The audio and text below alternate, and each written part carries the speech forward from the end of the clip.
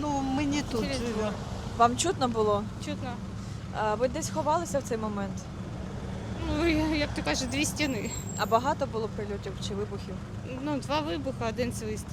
І ви Вже- чули, як воно летіло? Ну, а як же ж, так? Часто тут чутно так дуже? Ну,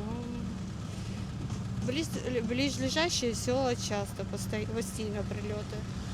У нас, ну, як, прилітає, чутно, ну, Як ви зараз себе почуваєте? Ви спали? таке. А тваринки у вас є? На Ні. даний час нема. Дякую.